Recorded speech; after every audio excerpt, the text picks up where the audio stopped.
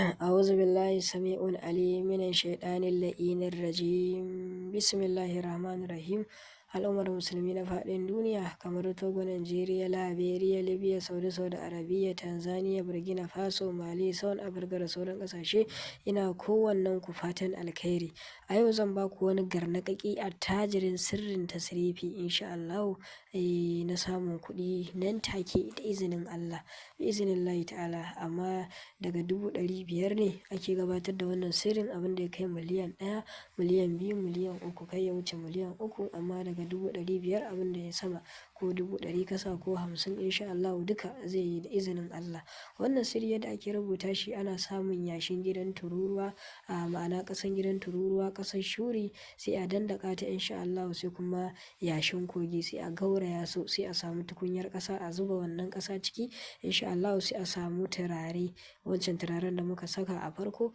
insha Allah shi ake siya. In aka siye shi za a kwance a zazzage gaba ɗaya turaren a cikin wannan yashi da aka harhaɗa kuma aka zuba a cikin wannan tukunya, sai a samu samfuri kalar kuɗin da ake buƙata sai a jefa ta. Bayan an samu samfurin an jefa ta a cikin wannan tukunya, to shi wannan hatimin a bayan tukunya ake zana shi insha Allah, a jikin tukunyar ake zanawa. Za ka zana shi ka saka adadin ciki, ko kuma already daman ka jefa kalar samfurin da kake buƙata insha Allah. Bayan tukunya kuma ka zana wannan hatimin da duk abin da kaga an rubuta, ko kuma adadin da kake so a ciki daga miliyan 1 abin da ya ƙasa. Bayan ka rubuta ka saka, sai ka yi nafila raka'a biyu, kai mutawul amal, ka samu faifai sai ka rufe bakin wannan tukunya, sai ka fara wuridin ya hayyu ya qayyum bi rahmatika astaghiithu, za ka yi cikin carbi 3, sai ka innama amruhu idza rashiya yaqul lahu kun fayakun 999. Kana gamawa insha Allah kai ka buɗe tukunya, buƙatan ka ta biya, za ka ga ta cika fal da kalar wannan samfurin kuɗi